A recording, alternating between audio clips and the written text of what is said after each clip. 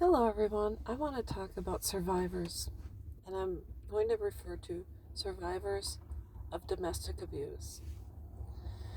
I don't know if you all recall, I had to look this one up. On May 8th, 2007, millions tuned into Oprah to see the story of Susan Still, a mother of three whose husband physically and emotionally abused her throughout their 17-year marriage.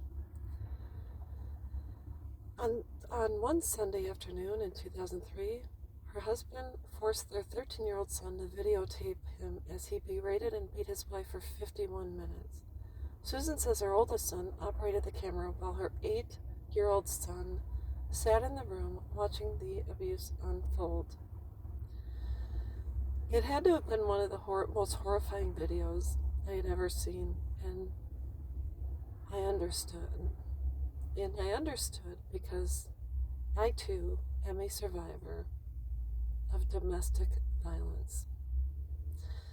My situation happened after I became pregnant in the military. I went to marry someone I thought was a good match for me and make a great dad for my daughter. And shortly after we got married, I met his family, he met mine. It was a military thing. And so my family loved him, and I liked his family, and my then husband had the same military experience as my maternal grandfather, so the two of them became fast friends, and they liked each other, and they had camaraderie. But behind closed doors, I was living a nightmare. Throughout my 10-year marriage, initially he started to act odd and say, "Don't tell anyone anything about me. I don't want you sharing anything about our lives with your friends." And he'd hold our oldest daughter and cover her so no one else could see her. And then if I was holding the baby, and let's just say there was a dad walking past us, and the dad was holding his baby, and he'd say, "Oh, you have a cute baby," and I was accused of cheating on him and giving another man attention. And if I was home 5 minutes late, I remember taking my oldest daughter home after she was born, and I was supposed to call my husband and let him know I landed, and my family picked me up, and I was really excited to see them, and it was the first time they were seeing my daughter.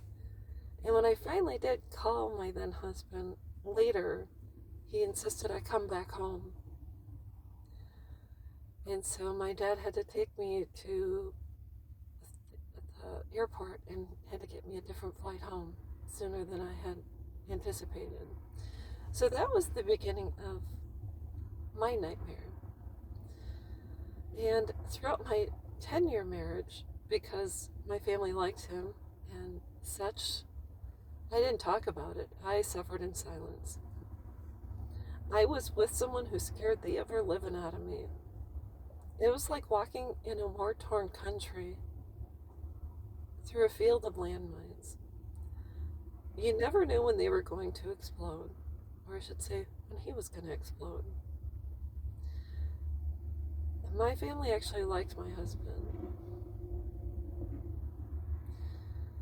And it came to the point where I couldn't say anything because I was embarrassed, and I knew they wouldn't believe me because in front of them he was kind and jovial and communicative, easy to get along with. And there's no way I could ever tell anyone because I didn't want to disappoint my grandfather. I know today that, looking back, that no one would believe me. Why? Because people like that are bipolar. They're one way in front of your family, and they're a different way behind closed doors. In fact, my daughters didn't even know. The abuse happened when they were asleep, or they were napping, or they were playing outside. It was like living with Jekyll and Hyde.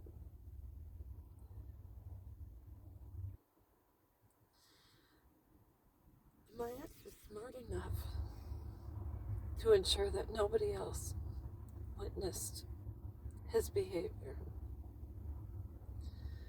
It was so bad that there was one time he would record my conversations with my friends.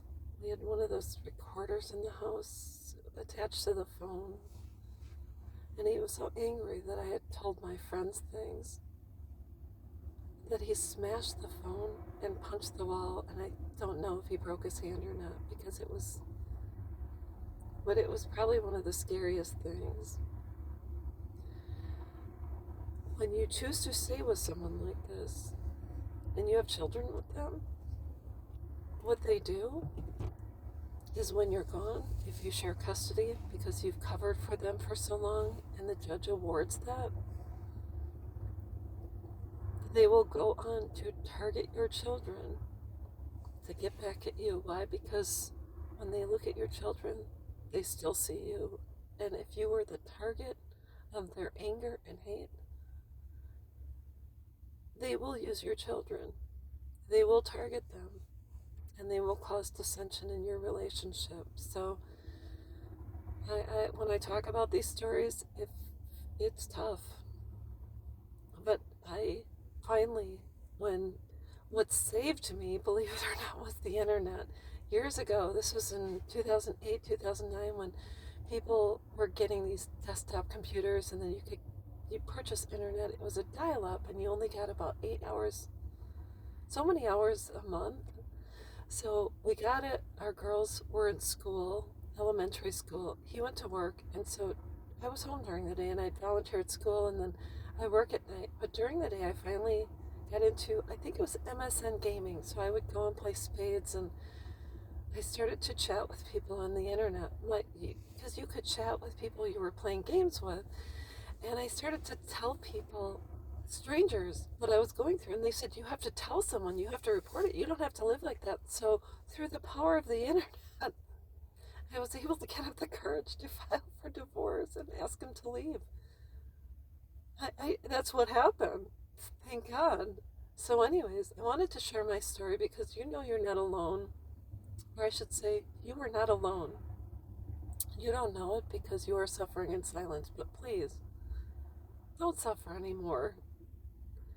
The longer you wait, the more of a stronghold that person has on you. And there have been instances where men or women have lost their lives when they finally get the strength to leave. What can I say? Pack up your most valuable possessions, which childhood memorabilia, maybe your grandmother's ring, any affects that you're emotionally attached to. The rest just leave.